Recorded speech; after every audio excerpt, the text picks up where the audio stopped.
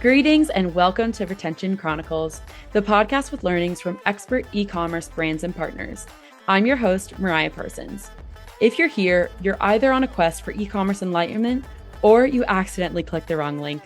Either way, I am thrilled you stumbled into our corner of the internet, and I hope you'll stick around.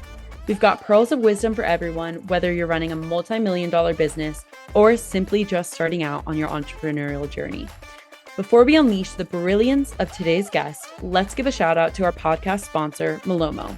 Malomo is so much more than just another Shopify app. They're post-purchase wizards, making beautiful and branded order tracking smoother than a jazz solo, so our amazing founders, like our guests, can keep their customers happy and up to date while they track their orders.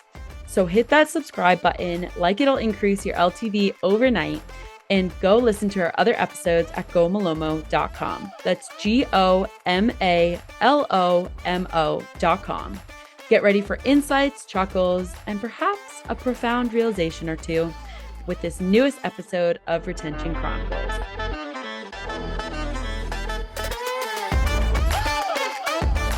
Alrighty. Hello, everyone, and welcome back to Retention Chronicles. Super excited for today's episode today. Chris, thank you so much for joining us. I know I'm so excited to talk about all things loyalty with you. Our softwares mesh so well together, so I know our audience is going to hear all about that. But it's also been a blast getting to meet you personally. I just moved to Chicago, which our listeners, this will probably be the first time they've heard this, yes. Wow. And you're in Chicago. So I know you're getting the release. Love it. And we were just talking about how you and I both are still New York pizza all the way. Yes. Yeah. Deep dish it can take a run at my heart, but I don't think it'll ever fully get it.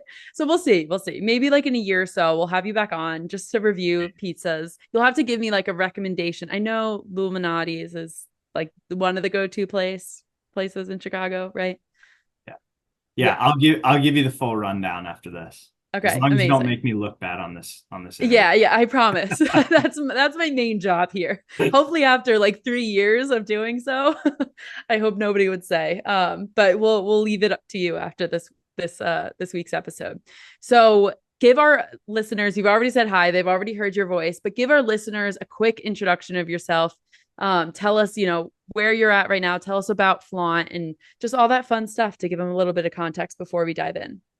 Yeah, of course. Hi, everybody. I'm Chris Miller. I'm one of the co-founders at Flaunt Loyalty. We are a managed service loyalty partner for Shopify merchants and offer kind of a unique service plus software model where we actually design your full loyalty program for you.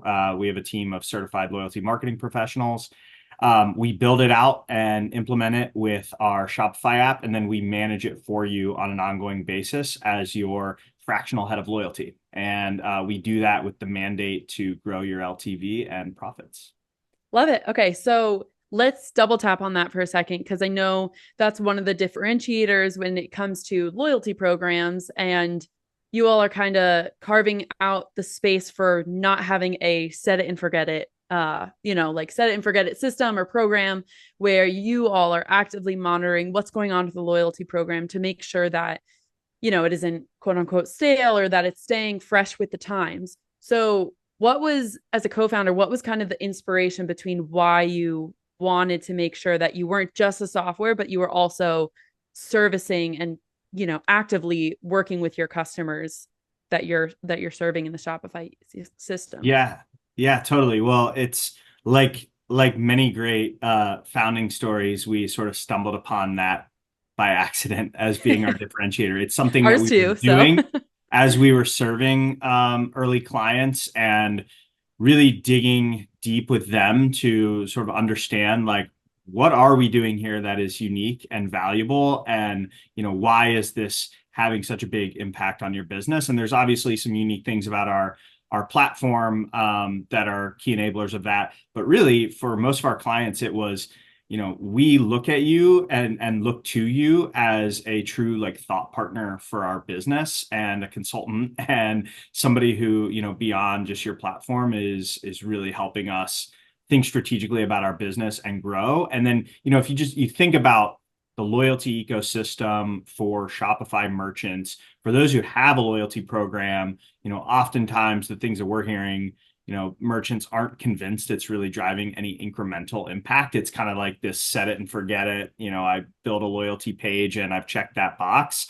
And even if you're not paying a bunch for the tech, like you're still ultimately, racking up the liability of the points and the rewards that you're giving away. So it's, a challenge there, oftentimes for folks who do have who programs, and then the ones that don't but are kind of considering it.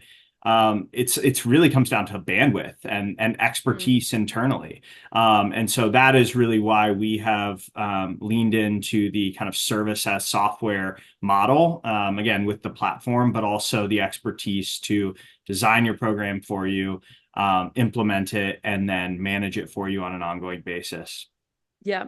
Yeah, I love it. So do you find that when you're looking at like the question of bandwidth, of a company wants to have a really great loyalty program, wants to not have a set it and forget it or just check it off the list, is that bandwidth question, do you see it trend along different sizes of merchants, like an enterprise system? Maybe they have more red tape, they want to fully control something in-house, versus a like SMB startup. They're more looking for that managed services route to like help with getting something up and running and have experts in there that maybe they can't, hire out for Yeah. in-house. Yeah, for sure. Well, look, even beyond loyalty, I've worked in managed service businesses my entire life, and I can tell you that if you have a strong managed service partner, regardless of the size of your business, it's typically a value add to have somebody who's like thinking 100% about you and your business and how you can sort of optimize things. So just having that other kind of like thought and idea partner to bounce things off of has always been something that I've prided myself on, and I know my fellow team members would say the same. But yeah, of course, look, the size of the business usually has a direct correlation with just like the number of folks that are on the team internally to build out a program. And so we talk to a lot of, heads of e-commerce who are also the de facto like e-commerce and CRM marketers and Yep. the growth marketer, all kind of And the combined into retention, one. yeah. And so they're getting pulled in a million different directions. And so again, it can be really easy to just say, hey, I want to install a loyalty app and check that box. But then you have to think about the ramifications of, okay, I'm now on the hook because I have a program that I'm communicating to customers that is giving discounts away, that's giving store credit away, and so forth, and that adds up. And so not having the expertise internally to design that program, let alone to kind of manage and optimize it to launch loyalty campaigns that are woven into the entire customer journey on an ongoing basis. It's just something that most brands in the, I would call it like 2 million to 50 million GMV range don't have the luxury of. And so, we've kind of seized the opportunity to be a partner that they can lean on that is, sort of situated between some of the like SMB providers and the more enterprise oriented providers.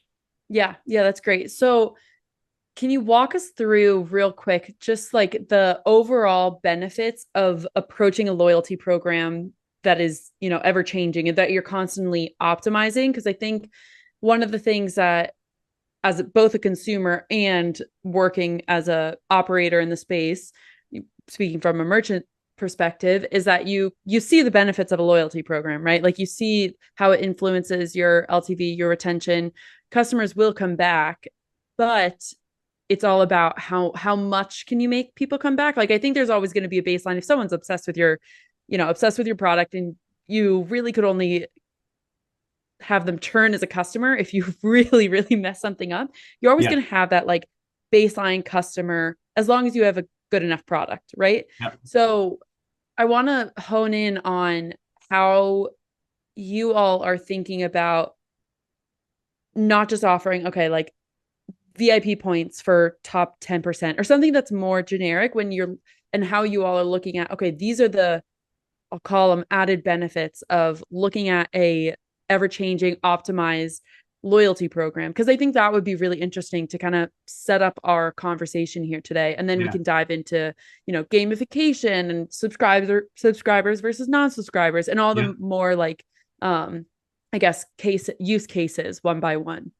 Yeah, there's a lot in there, so I'm gonna try my best to remember everything. And but the way that I encourage people to think about loyalty programs more generally is if I am going to introduce a loyalty program, I need to have evidence that this is driving incremental behavior that wouldn't have otherwise happened.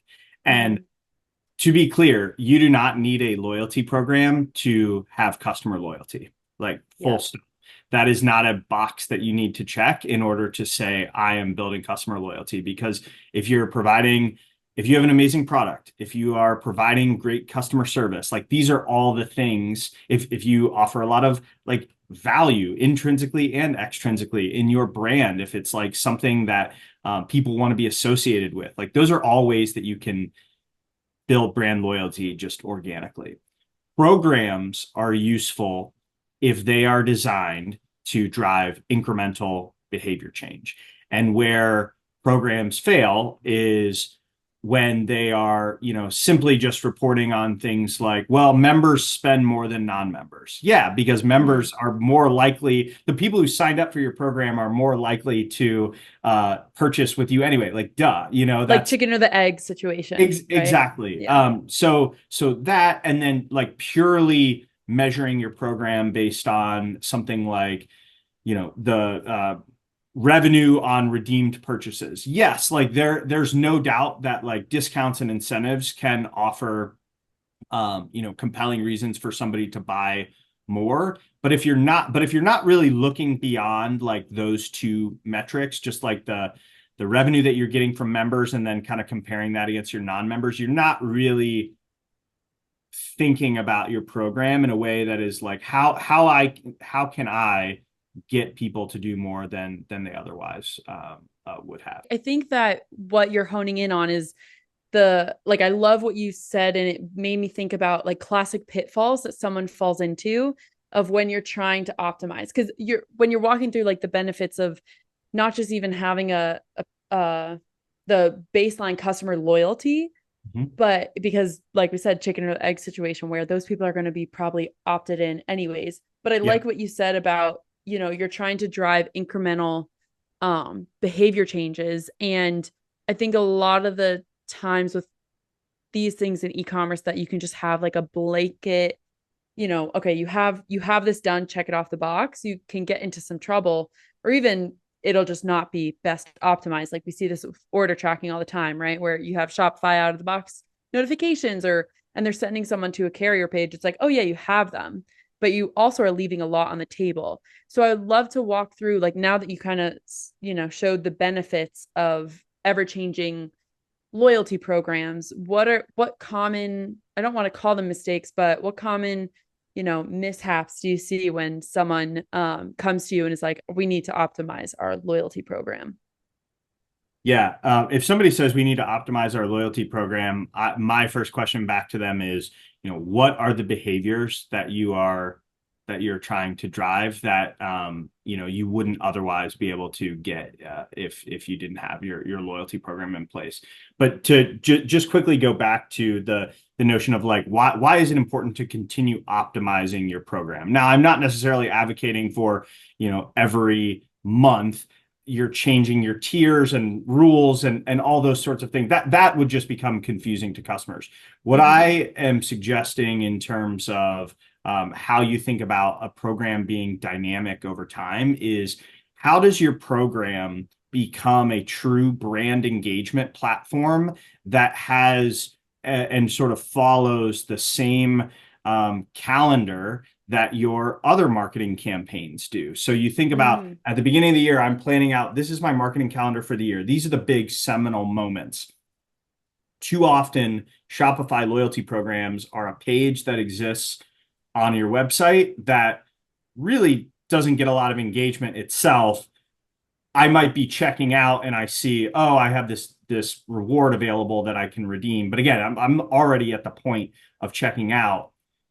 How are you bringing the loyalty program into your marketing calendar to drive those incremental behaviors? And so that's really what we focus on helping brands do, is how can loyalty become a part of your campaigns, and how can your loyalty program and dashboard where people can engage with more facets of your business, in ways that are kind of mapped to and tied to some of those bigger campaigns. And I can talk more specifics in terms of like gamified challenges and personalized offers and those sorts of things. But that's sort of what I mean when I suggest that this is a living, breathing thing and an opportunity for you to weave incentives for people to engage and purchase and advocate all throughout the customer journey, all throughout your calendar year, based on the different behavior or the different campaigns and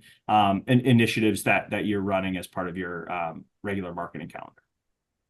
Yeah, I love that distinction. We can definitely dive in, because I think that will be something that will set us up really nice. And I think that what you said about, following the marketing calendar, I know as a marketer, that could be a little bit chaotic at times, especially a small team marketer. So I'd love to hear how you all are approaching that, and like, some examples of this is okay, Black Friday, Cyber Monday. I know we're approaching, it's the Super Bowl of e-commerce. And so I would love to hear how people are thinking about the marketing calendar just generally. I'm sure seasonality plays into it a bit.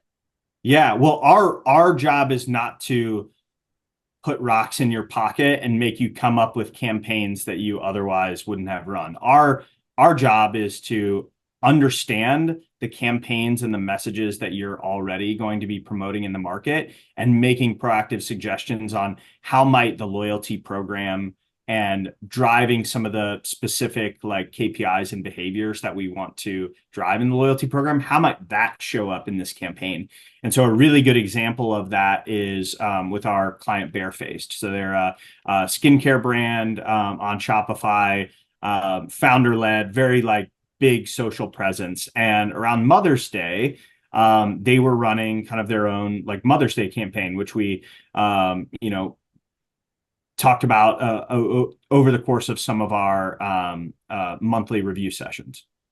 And so we came back to them with an idea to launch a campaign where if somebody purchased a $100 more gift card around Mother's Day, that they would be able to like unlock a special limited time only reward, right? And so it's tying like loyalty points and incentives to a campaign that was already happening anyway. And that campaign drove like tens of thousands of dollars of incremental impact that, again, was something that came to life in the loyalty program that was then pushed out through like programmatic nudge emails and texts via Klaviyo, that was able to, map to what was going on with their program or their business more broadly, and brought to life in the loyalty program.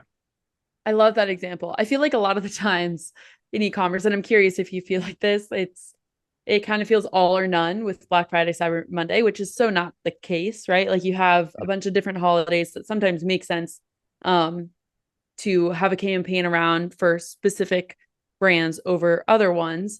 And I would be curious to hear what you would say about loyalty and gifting, because we had an agency on, and they were talking about the software that they were in the process of developing, shout out Gift Note and Elephant Room. And they had said that a lot of the times, obviously, when you're buying for a gift, the customer is the person who's buying it, right? But then the consumer is the person who they're giving the gift to. And so I'd love to hear how, if you have any thoughts around this, of that example of, okay, if you're buying a gift card for your mother on Barefaced is there any distinguishment between, okay, this is the customer who's buying from you, but maybe this, you can grab their email or something to try and get them into a loyalty program? Is there anything you've seen there with what customers have been able to do? Yeah, I think that really is much more, or I will respond much more simply than maybe you were intending. I think that really just comes down to understanding your customers and the different cohorts of your customers, and that not every customer is one and the same, and that somebody who is coming to you through using a gift card for the very first time is now somebody that I can treat and have a differentiated relationship with. And a more personalized relationship with, because of what I know about them. And so, yes, we want to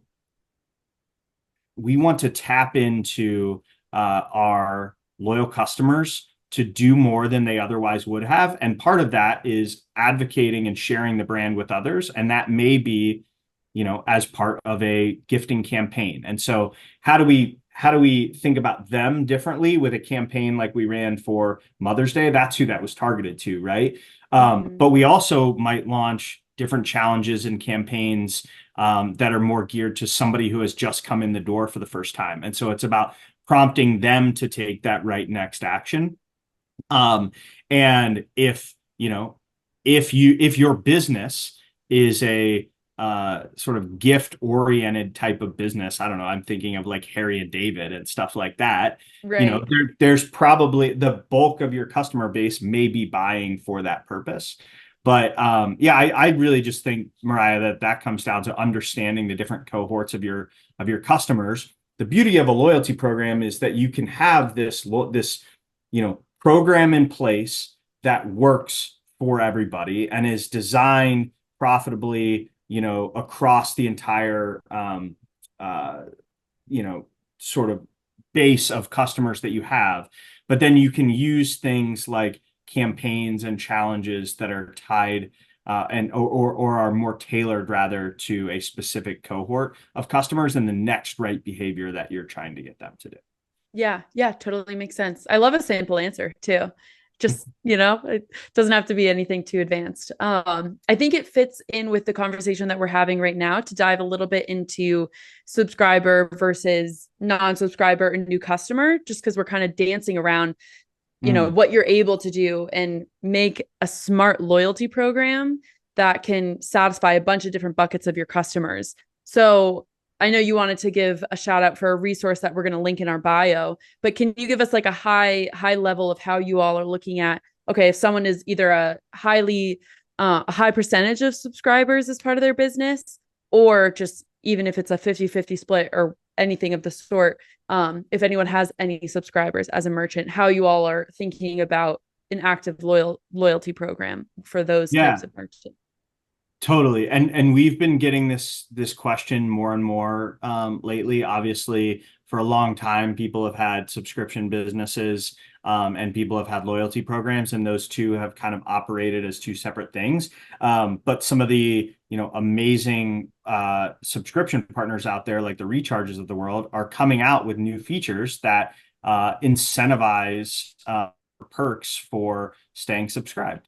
And so, Mariah, because you mentioned it, my co-founder Connor did put out a really, really nice thought leadership piece on this topic that I encourage you to go check out in our blog, and we'll link to it in the show notes. But here's kind of how we help brands think about this question. I am a predominantly subscription business, or I have subscriptions as part of my business. It's really important to me to get people to subscribe.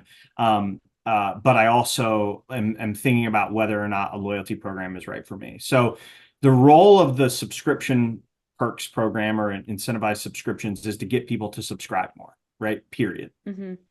The role of a loyalty program is to get people from one stage of the customer journey to the next. Mm-hmm. And there are so many other things that you likely want your customers to be doing beyond subscribing, even if that is the most important thing, that are best suited to kind of come to life in a loyalty program. And so we view loyalty programs and subscription programs as working really well in tandem. We don't offer a subscription service. And so our clients like Barefaced, who do have subscription models in place, are weaving their subscription model or their subscription business into the loyalty program in the form of challenges. But loyalty programs can really function, I think I was mentioning this before, as a sort of brand engagement platform for you to kind of create this storyline for customers. This is what you should be engaging with next. Here's what you have to look forward to as you progress and level up to different tiers, and create compelling reasons for somebody to, like I said, go beyond just subscribing and respond to quizzes and surveys so that you have more data and insight on them, to write reviews, to try out a new product that, maybe they've been buying one product from you over and over and over. Maybe they're even a subscriber of that product. You'd like to get them to subscribe to something else. So trying that out for the first time, you can incentivize that in a loyalty program. Getting you to refer the brand to your friends and family, or share the brand on Facebook in an Instagram story or post. Like, those are all the sorts of things that a loyalty program is really well suited to foster and have customers do. And subscribing and staying subscribed, even if you are using a recharge or something like that, can live under that broader umbrella really nicely of this sort of loyalty program or brand engagement platform. So we don't encourage people to pick between the two and say it's one or the other. You may not, by the way, need a loyalty program if you're like, I'm 100% a subscription business. That's the only thing I care about. I have one product. Like, I'm not really trying to drive a whole lot of other like brand engagement. Like, you may not need a loyalty program, but we see them working really symbiotically together. Yeah. It's a very timely conversation, actually, for us to be having, because I just had Jen from Recharge, their SVP of marketing, on the podcast, and she also brought up Barefaced. So they're getting a lot of shout outs, which I love. They're an awesome brand. I'm getting that impression, and that looks like they have their stuff together, internally with their tech deck and everything. But on a more serious note, I love what the distinction of, and you've said it a couple of times, but now I'm really just picturing the brand engagement, like a timeline along what a customer can do to, level up and get into this tier, or, call them a VIP customer, or whatever X% of your top tier of customers. And I think it's really smart to use the symbiotic relationship between subscriptions and loyalty. And you brought up the, I guess, use case of having a new subscriber try a new product, or go to those really high loyalty or those subscribers for a new, for some customer feedback of, okay, you tried this new product, what do you think about it, and then get XYZ points. So before we move on to a discussion around gamification, I want to ask you, are you seeing with, I guess, like, what are some types of loyalty perks that are, like, I guess, different or really working well? And I think this will lead into the gamification question. Like, I think a lot of people, especially when you're a new customer, you're almost, as a consumer, expecting a discount, like just a pop up to be on a page. And so you had mentioned, getting someone to share on social, or referring friends and family. Do you internally, I guess this is a better question, do you internally see, like, okay, pretty across the board, like, this should be tier one of, okay, you buy a new product and rate it, and that's like tier one of loyalty, of the loyalty program. Tier two is, write a review. Tier three is share with your friends and family. Tier four is refer someone's email directly. Are you thinking about it that way internally? Or am I wrong in that it's whatever the brand wants to choose?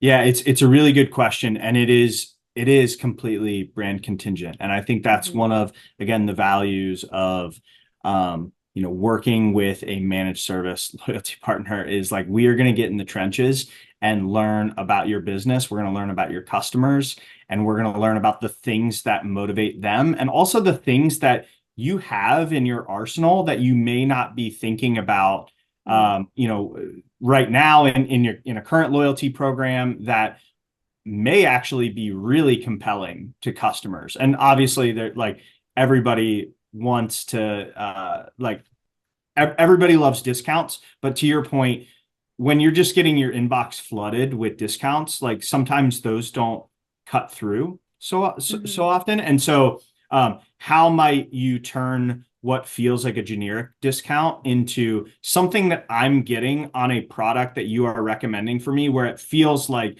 this is a personal relationship between us, and you understand, me and my preferences because I've given you permission to have some of that information because you've incentivized that in previous instances. So making rewards more personalized is always like you're going to have your kind of like fixed program structure, and you're going to have like certain rewards that you offer to everybody when they reach certain milestones. Yes. But how can you weave more personalization in with some of the rewards? And then how can you lean into other things that may be more experiential, right? And so specifically thinking about some of your top tier customers, how impactful might it be for them to feel like they're part of this cohort that is able to provide like customer feedback on a product that you're about to launch, or even that like they have the chance to participate in some sort of contest that other people don't, and you have one winner of that contest, but you've already made people feel special and elevated because you've created a more like experiential reward for them. So I think as it relates to what sorts of rewards and incentives cut through, it is things that feel experiential. It is more personalized rewards that feel like I'm getting this because you're actually like trying to help me out on my customer journey, or on my journey as a customer. But then look, like everybody loves discounts. Everybody loves like, so if you survey your customers, they're probably going to tell you that they want more discounts. So you just have to be smart about how you kind of build that into your program. It likely needs to be some part of your program. It would be pretty rare to have a loyalty program that didn't offer any sort of like monetary incentive. They do exist, but it's pretty rare, and the other rewards would need to be pretty compelling to get people to actually like do anything and engage. Otherwise, like you're probably wasting your time having a loyalty program in the first place. Yeah, that makes sense. I feel like a lot of you'd have to have some really good experiences lined up for those top 1%ers, and then probably generate some FOMO from anyone who wasn't in that to really get people coming back. Okay, that's a great walkthrough. So let's dive into gamification, because I feel like that's one of the things that we haven't touched upon and dove into deep. What is the correct word? Whatever. We haven't had a deep dive. Yeah, exactly. Right. We haven't had a second to really double tap on that. So, and I think what you all are doing and how you're thinking about it is really interesting. So tell us about just gamification in loyalty. Yeah. Well, it's a word that seems to be coming up more and more and more. I don't exactly know why. I do know that there are a lot of different definitions that people seem to have. So I'm happy to share. I'm happy to just start by kind of sharing like my definition for it.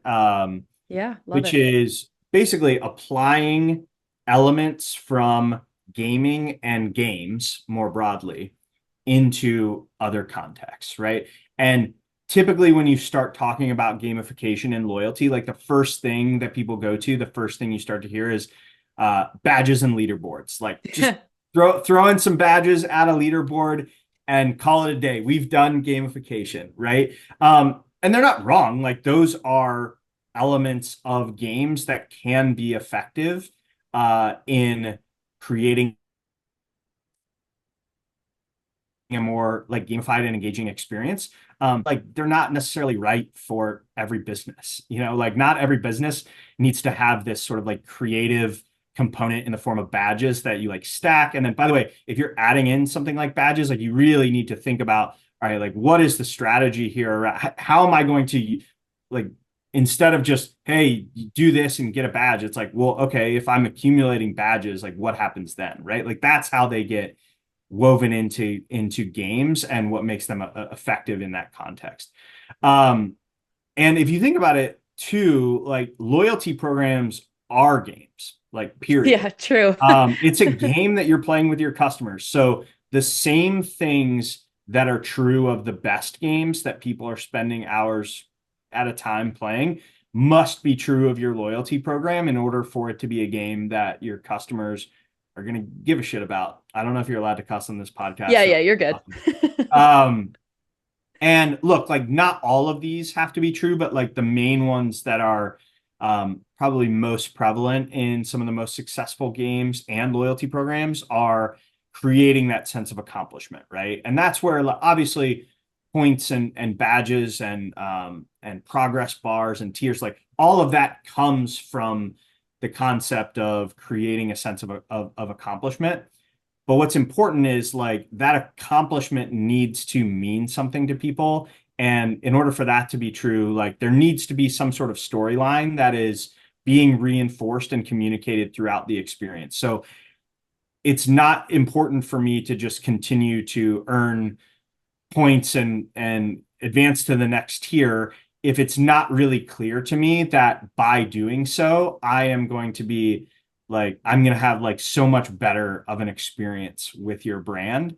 And so, if you just like are offering free shipping or something like that at your highest tier, it's like, I'm not really buying into that storyline as the customer. And that incentive is not really getting me, most likely, and maybe I'm just speaking for myself, that's not getting me to continue playing that game. So the sense of accomplishment and the pride in that accomplishment and frankly like the incentives to continue doing, spending, engaging need to be there. The second one is just like creating excitement and reasons to keep coming back. So, if you think about how that shows up in the gaming context, unpredictability, right? So loot boxes and other forms of gamification and surprise elements in games that keep people on their toes. And you can think about that in the loyalty context with like various different methods that might be giving somebody a like time-bound personalized offer again, like, hey, just for you for the next 3 minutes, you have this offer that's amazing, and like make sure you take advantage of it. Or it could be things like loot boxes, right, that I've seen show up in other loyalty programs. But it can't just be like, I gave you my birthday when I first signed up, and I'm like so excited when I see like 35 birthday rewards in my inbox. Like that's not creating that sort of like excitement and a reason to keep coming back. And then the last thing that games do, and we've actually spent a decent amount of time as a business working with brands like PepsiCo and Walmart and Lamborghini and helping them connect their Roblox experiences. So they've built out these like immersive gaming experiences and connecting that to their core business. But if you look at a platform like Roblox, where they have 70 plus million daily active users, on average, people are spending 2.5 hours a day on that platform per person. Like that's insane. So crazy. Wow. The reason that, oh yeah, it's wild. But the reason that people are doing that beyond some of the things I just talked about, accomplishment, excitement, is it's like a social experience. And that is their version of social media. And so creating some semblance of like social meaning and influence and my status in this program is important to me personally, but it's also important in the context of my like peer set. And the loyalty programs that I think do this the best are um, like airlines. When you're Interesting. sitting there at the airport and they call first class, like how special do you feel for those 5 minutes when everybody else is like schlepping their bags and they're coming on the plane later? Like that, even though you don't know those people, that is a multiplayer game experience where my like loyalty status and what it's afforded me, even if it's just boarding the plane 5 minutes earlier, uh, matters and means something to me because it means something more broadly about me in the context of an airport in that. Yeah, it's a hierarchy, like an established one that someone somewhere That's said, right. you know what, we're going to start doing this. That's right. And the other way that I've seen that show up in loyalty programs is if you look at like Sephora's Beauty Insider program, they have Yeah. this really robust, almost like micro social media channel where members have the opportunity to interact and engage with each other, where their loyalty status actually kind of like means something in the context of the people that they're engaging with.